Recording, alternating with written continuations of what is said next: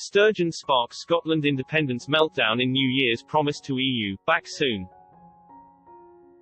NICOLA Sturgeon has come under attack from Brexiteers and unionists after tweeting Scotland will be back soon on the day the UK's Brexit process was completed, sparking fresh criticism of the Scottish independence campaign. At 2300 on December 31, Britain exited the EU's Brexit transition period, during which it had continued paying into the Brussels budget and implementing many EU laws. Instead, the UK and EU will trade based on a new agreement approved by Boris Johnson and voted through Parliament on December 30.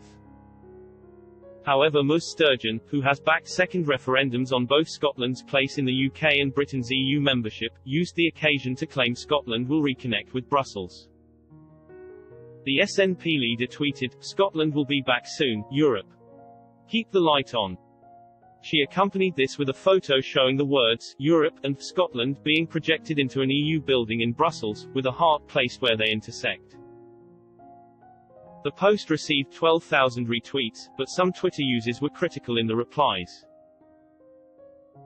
One commented, "You're aware just over 1 million Scottish voters voted for Brexit as well."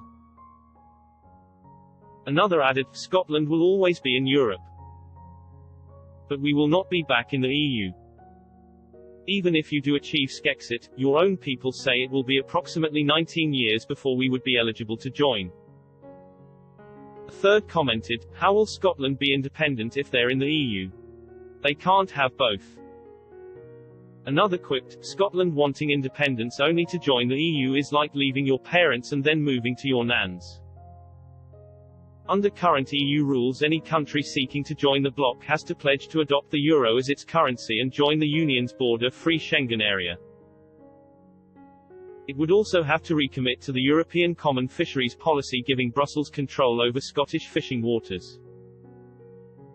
Scotland voted to remain part of the UK in 2014 by 55% of the vote to 45%. The SNP voted against Mr Johnson's Brexit deal when it came before Parliament on December 24. Douglas Ross, the Conservative leader in Scotland, was fiercely critical of the decision. He tweeted, "Today the SNP will vote against the EU-UK trade deal and vote for a no-deal Brexit. Scottish Labour are unsure whether they are supporting #NoDeal Nicola or not.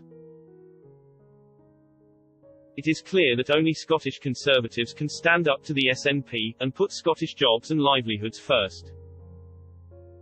The end of the Brexit transition period means Britain no longer has to apply laws made in Brussels or pay into the EU budget.